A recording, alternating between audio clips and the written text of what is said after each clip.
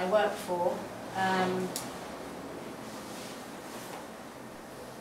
we are essentially about, in terms of data, using data to inform our programs in order to change behaviour. Which sounds really broad, but basically that's what we are trying to do. And that's changing behaviour from consumers to businesses.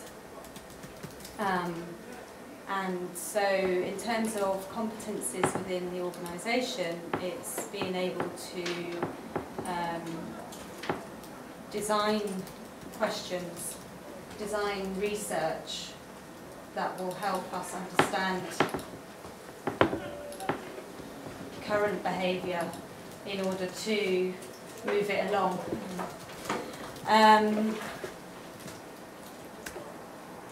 So also challenging traditional business models.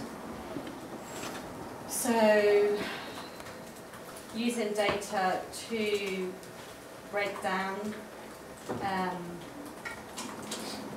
business models in sort of smaller parts in order to kind of understand how interventions can how we can create interventions in terms of supply chains. And sometimes that requires lots of qualitative research in terms of feasibility studies, and then using that to create models that others can kind of implement. You don't have to go through the pain. And also, yes.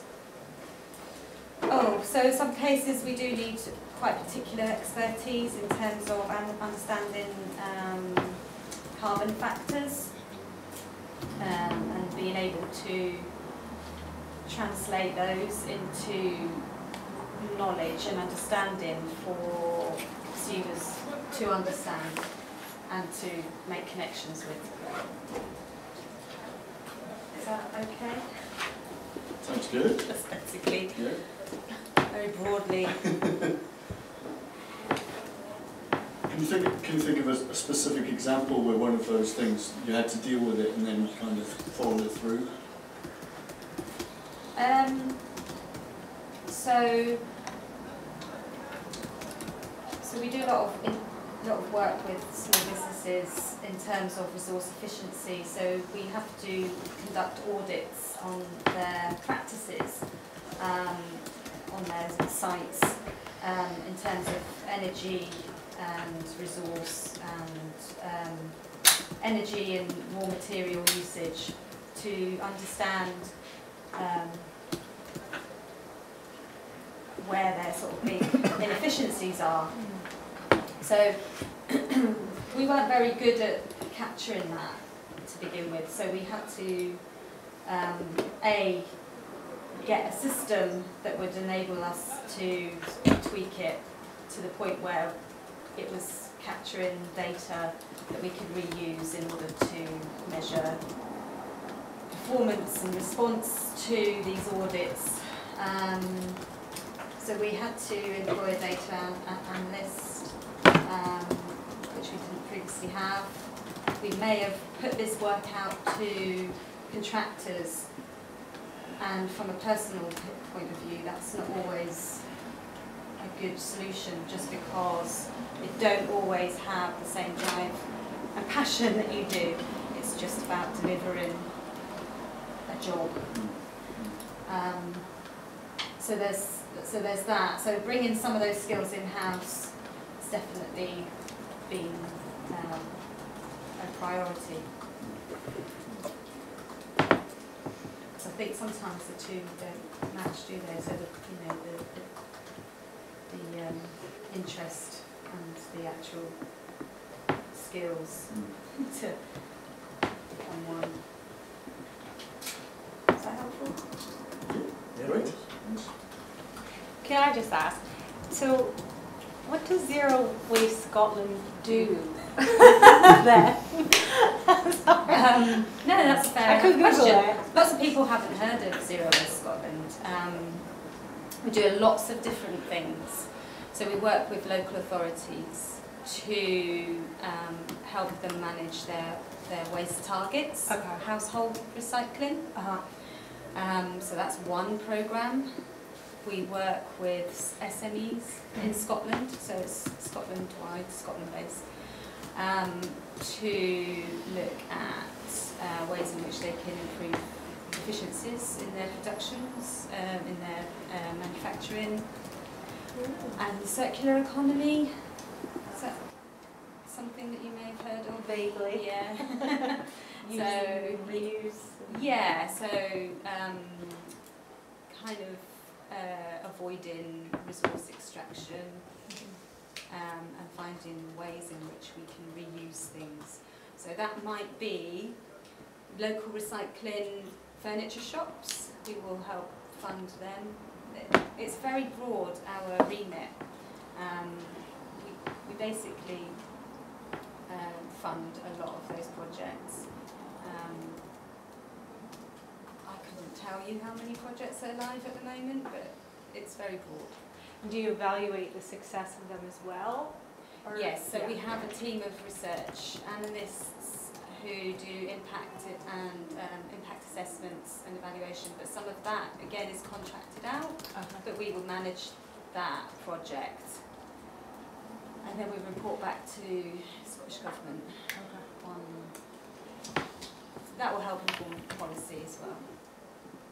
Makes sense. Does that make sense? Yeah. Yeah, good.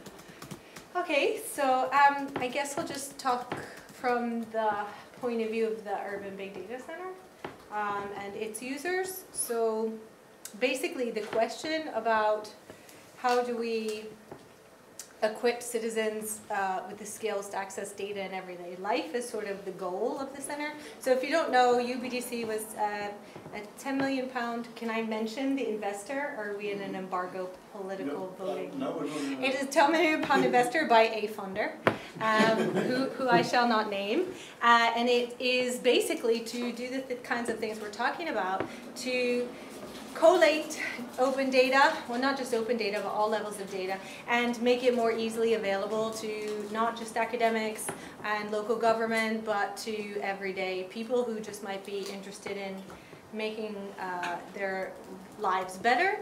So, so while I was working there, I was the education researcher, so my goal was to try and help gather education data, including SQA and data from ScotXEd, which has aged me tremendously. So I think SQA needs to pay for my next hair dye because it's been years in the process, but we're getting there. We've actually got the data sitting in the Idris Safe Haven, and I learned a lot. Like I've learned a lot through 2 years of working with them about accessing data, cleaning data, analyzing data, visualizing data. And UBDC tries to offer support in all of these. So whether you just want to come and use their data, whether you want to use a virtual machine to log in and analyze data. By the way, the ScotXEd data is just for our project. We're not passing that on before anybody freaks out.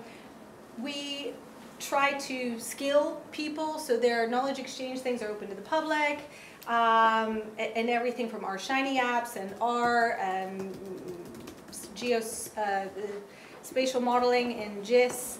All of these are workshops that are provided by UBDC to help people who might not necessarily have access to data or access to skills try and get skilled up to answer some questions.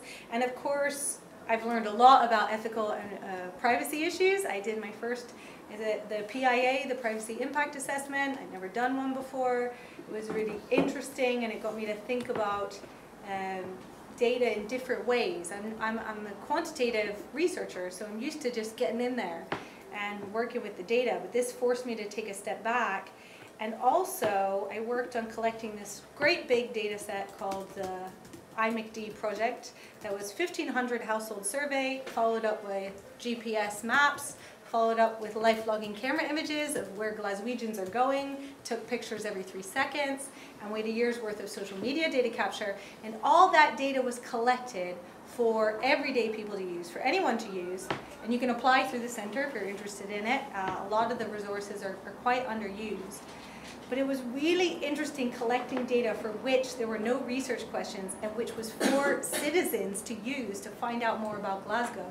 So that was a big rambling way of saying that all of these things matter if we really do want to engage everybody in the discussion. Then we really need to think very carefully about the kinds of data that we're making available, how we're making it available. I mean, if you apply to use IMCD data, it's a very easy application. It's like you go online and it's like a little, if you get cut off on the phone, it's like one of them forms. It's so quick.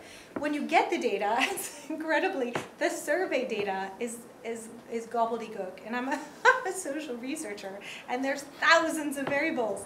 And the metadata and the thing to wade through to figure out, I just want to know if deprivation affects visiting community centers and museums, so we still have a long way to go. I'm not saying UBDC is the answer, absolutely not, but it's been an interesting learning journey having been there from when it was launched to now, and I think we've come a long way, but a lot of what you guys talk about, the tension, there's this real push to open up data, and equally this push to really lock down on privacy and data protection.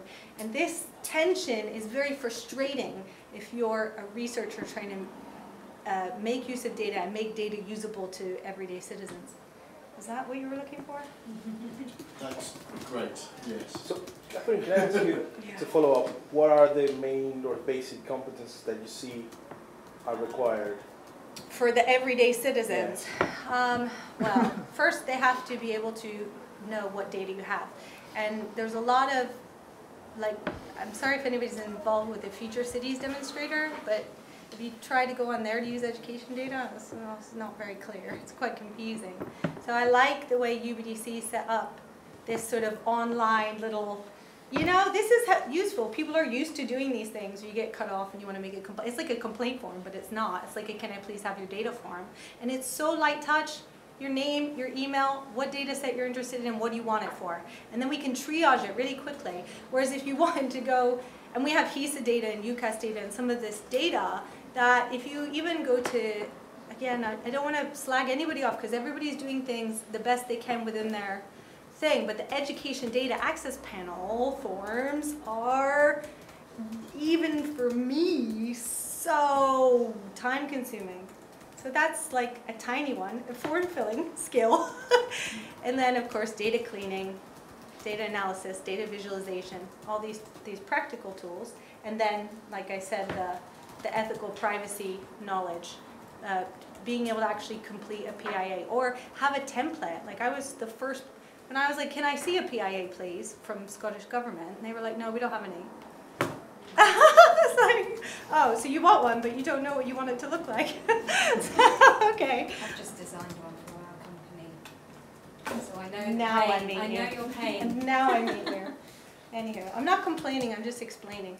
We're all in a journey here. We're all learning from each other. And ScotXEd are opening up data at the same time UBDC is launching. And at the same time ADRC Scotland is getting off the ground. At the same time, the ADRN is trying to get HESA data and UCAS data, make it useful. So we're all sort of finding our way together. It is sometimes like the blind leading the blind. So maybe another thing we need is much clearer partnerships, much clearer trust between partners, the realization that we're all on the same team.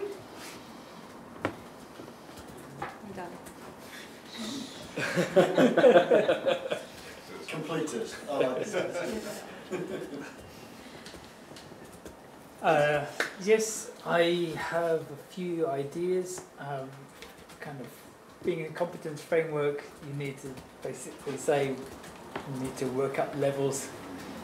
I still think there's an awful lot of basic information literacy that needs to be communicated.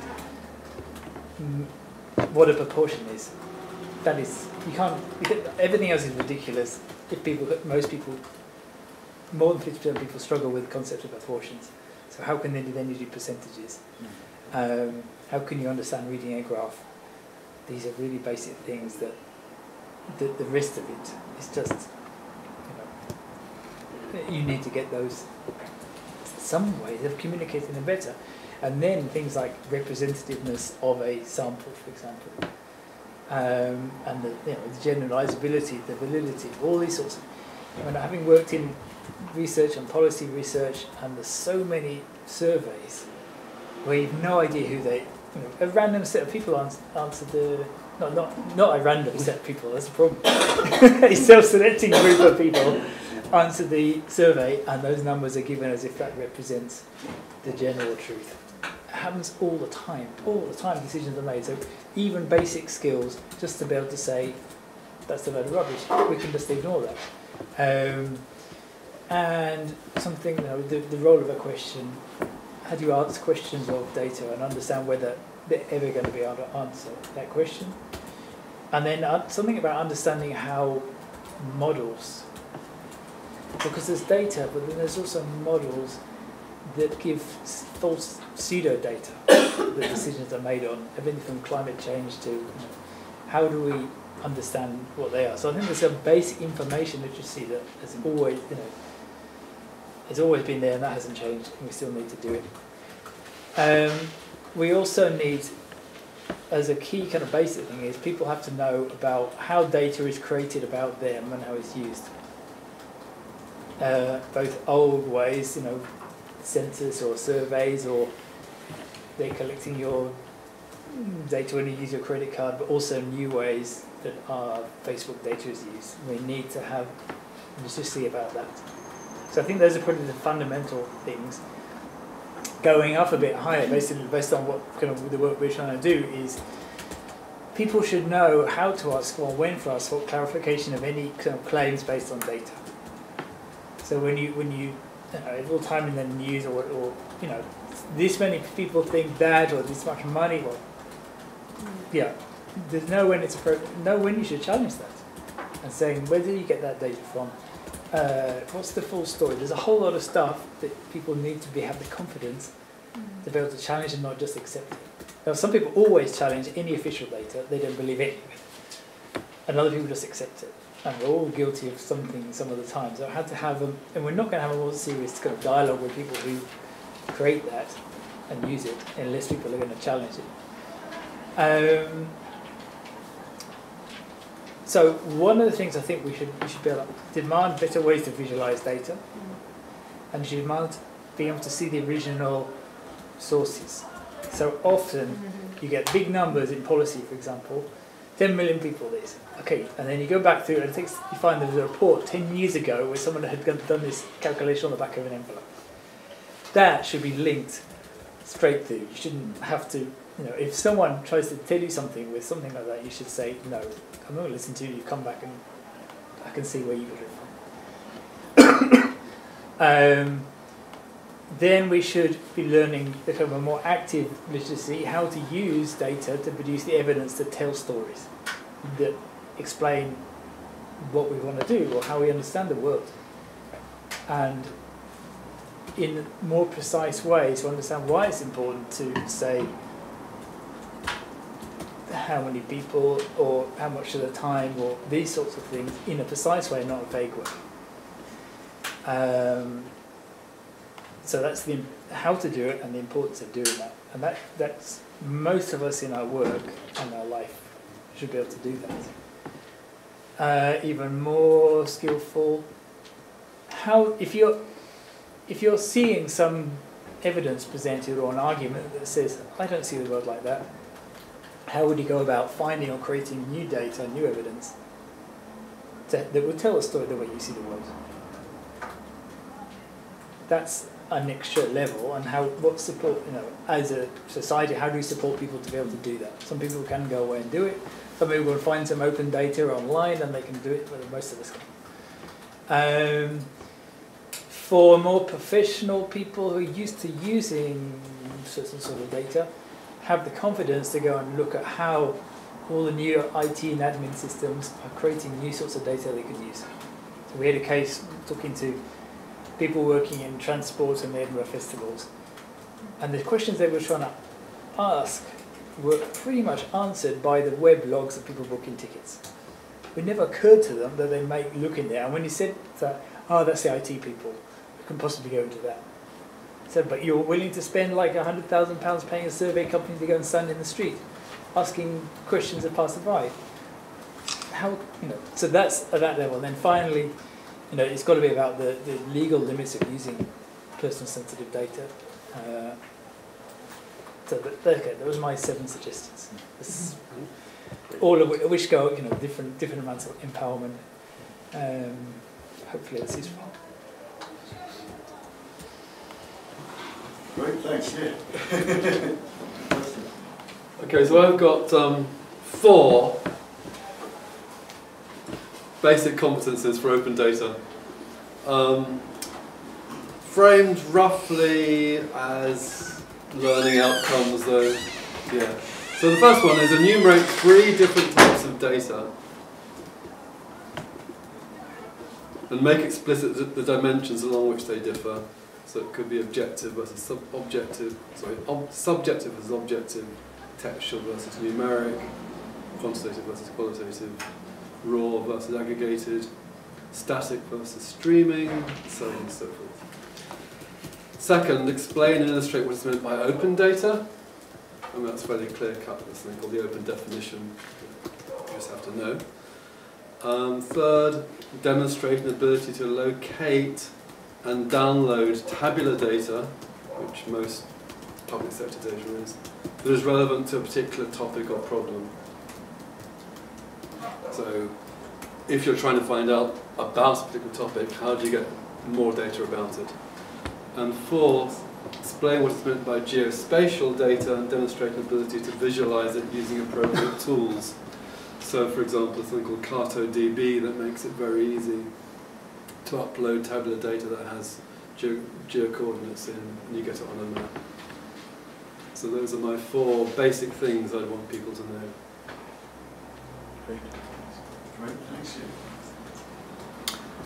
Okay, so I suppose I'm struggling to think myself around minimum competencies. I think those are some of the issues that have been raised already. You know, basic numeracy and analytical skills by, you know, population at large. You know, I've spent a lot of my time, Catherine just mentioned ScotExEd, so I was around at the creation of ScotExEd, and actually statisticians in the last, for myself in the last 15 years, I've spent a lot of time actually, you know, getting systems up to scratch to collect the basic data, you know, in schools, and then I moved to children's social services, so looked after children and child protection, trying to get local authorities to collect that data in a standard way across all 32 authorities, 2,500 schools, via ScotExEd, data specs, guidance notes, all those sorts of things. So I've personally spent a lot of my time, 15 years, doing that. And I'm still doing it. You know, I've just introduced a new collection last year on curriculum for excellence levels in literacy and numeracy. So there's these new things. I'm just slowly moving now on to how do we gather more local data at, say, school level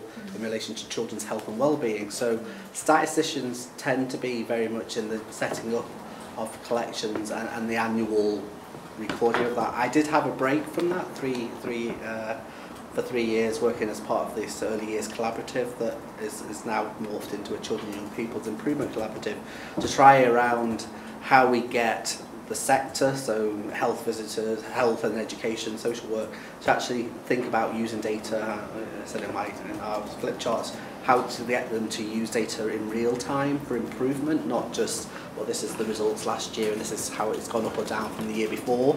You know, that's more accountability, but, you know, the fact that, why I'm saying that, the fact that I've had to spend a lot of my time getting schools to start switching on a computer and recording information on their electronic management information system, it's just not in the culture. You know, the amount of times I do hear teachers, they know the children, and social workers, they know the caseload, but management information, the use of that information for management information at a school or local authority level, just, it was either non-existent or they still wasn't a feeling for me personally doing it for improvement. They were just, they had targets to report against, and it was like progress towards targets. So I do feel a lot of work needs to be done on that changing culture, that data is not just a bad thing. It can help in stimulating for improvement purposes. It makes you curious as to why is the data showing things as they are, and what should be, or what could be done about it, whether through research that's shown that this intervention is effective, or coming up with ideas around let's try this, and using some methodology to test that in the real world to see if it does have an impact on outcomes. We also do have the other side of the coin as analysts in government, to publish data, to make it available to parents, academics, whether it's in publications, online, downloadable spreadsheets. We are now, and we've had various guises of open data. We've just had a meeting yesterday about how we get more of our data on the open data platform that's there, but we've had precursors to that with the Scottish Neighbourhood Statistics website. We're just starting to use more visualization packages like Tableau and those sorts of things to try and get information out there in its most simplest form for working with the lowest common denominator, who potentially might want to use that, and who may just want some basic information, to then who then wants to probe further and further. So we are trying to cater for the whole raft of users, from just somebody who wants some basic information about school to an academic who wants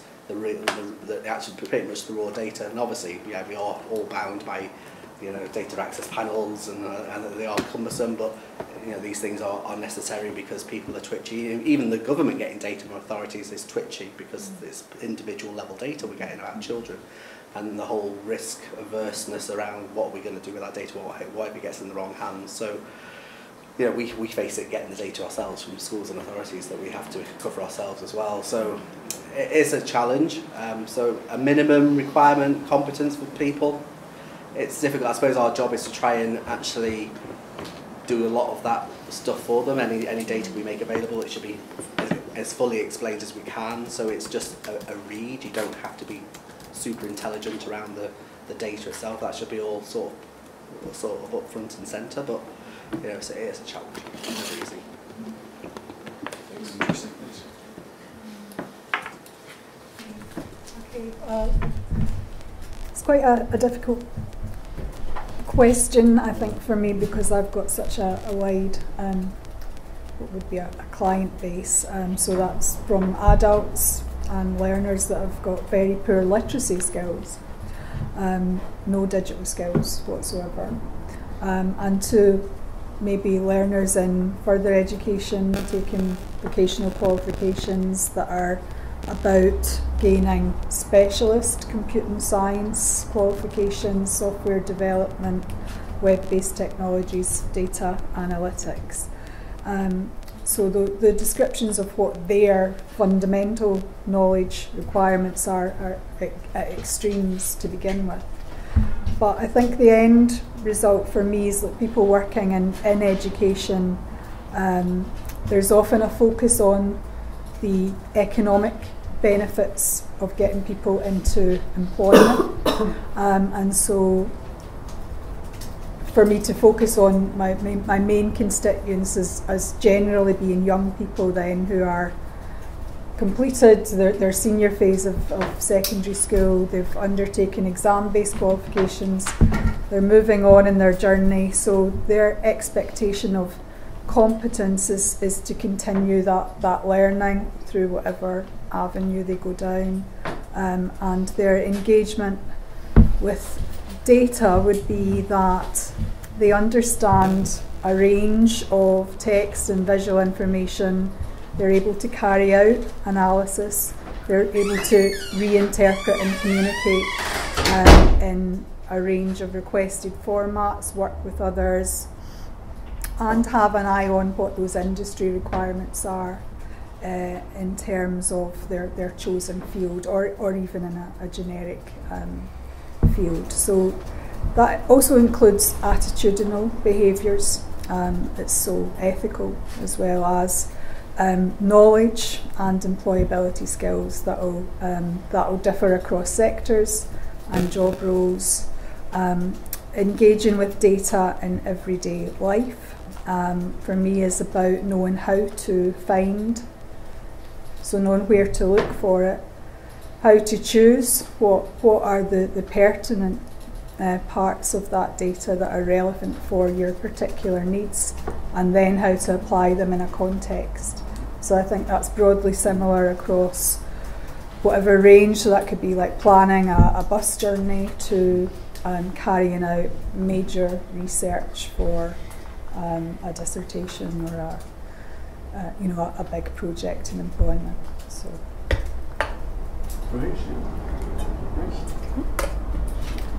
Okay, so I was thinking about what are those minimum competencies or knowledge bases. So thinking about it from the point of view of young people who are currently learning new digital skills, briefly it's to be able to read, to be able to write it, and to be able to use it.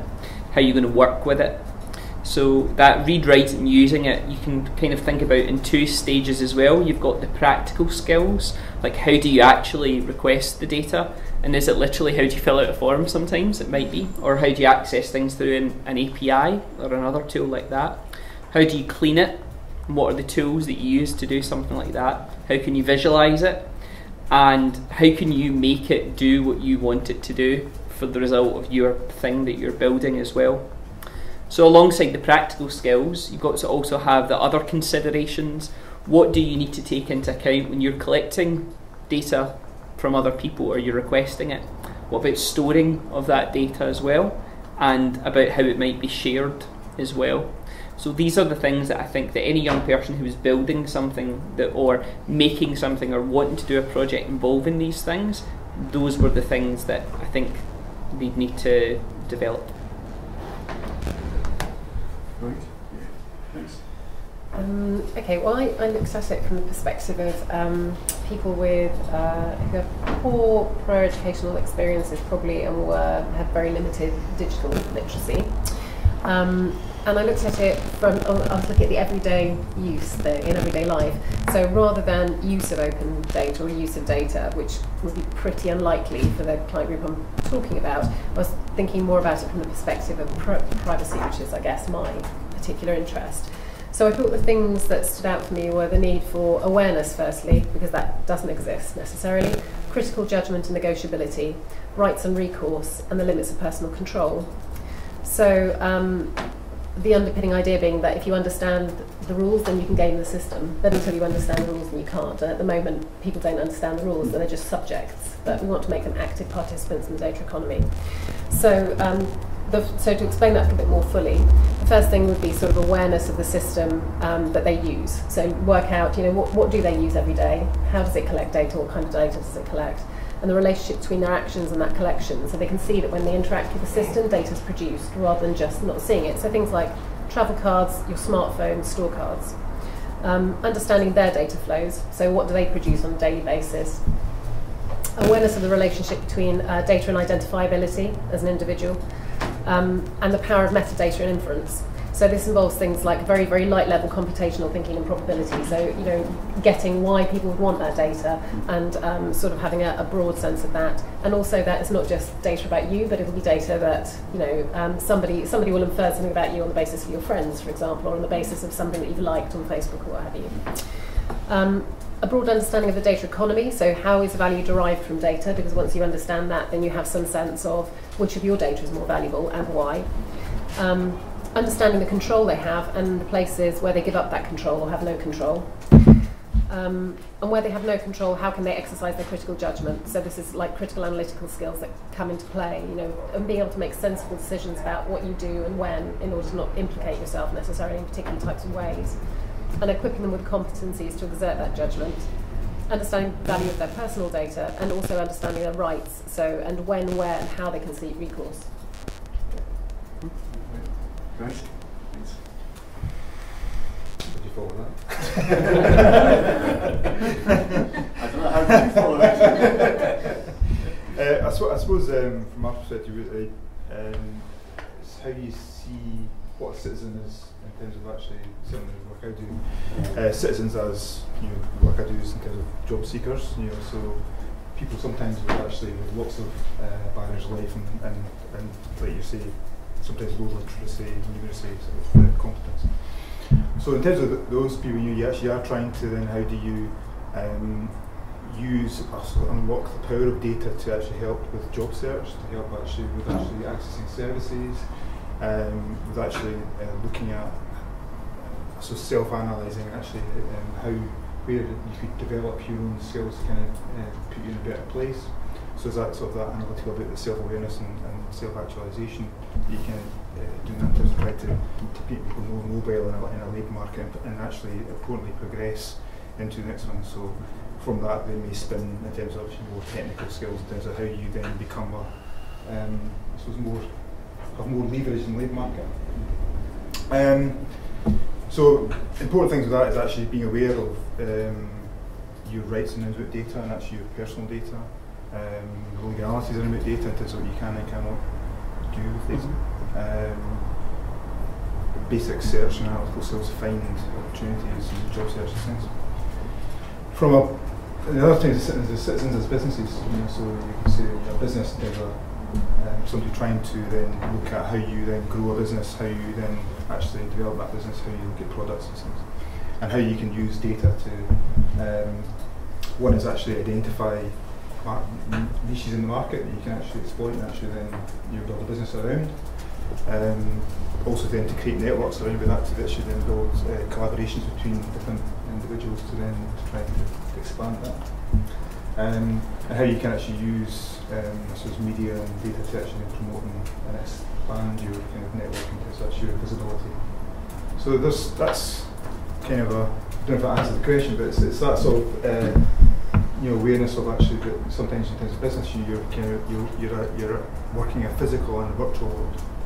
So actually it's being competent to be able and the confidence to actually be able to actually to do that. And certainly if you go back to sort of the English radio where there's a kind of superficial competency in terms of digital. So the use of smartphones and the omnipresence of technology, you sometimes mask the fact that when you actually look at how you then use that technology for rather than consume it, then actually the skills are not there. So there's kind of going beyond that sort of app consumption to thinking about how you actually then say, this is kind of a window in the world, and how do I then access the information which is out there to then put together a game plan for me as a person to kind of to get to that. So that's my take. Great. Do you want to go now? Yes, or should we move on to should I not interfere on any words else? We can come in the roundtable discussions later. Okay. Yeah, perhaps just if I introduce myself, I'm Sally Dyson. I'm head of digital participation at SCVO, which is the Scottish Council for Voluntary Organisations. And I come today with having the privilege of spent quite a substantial part of the last 2 days with 20 chief execs and senior leaders from across the sector who have had a couple of days each focused around data. So that was really beneficial from my perspective. So what I'm bringing to this question really is a distillation of some of their discussions. And so from that, I think curiosity around data and its uses, and tied very closely to that is the relevance of the data being collected and used, and there being an absolute direct link there. Value of data, cleanliness and safety around collection and use of data, and then also looking at that in terms of collaborating with others, and I'll come back to that in a minute.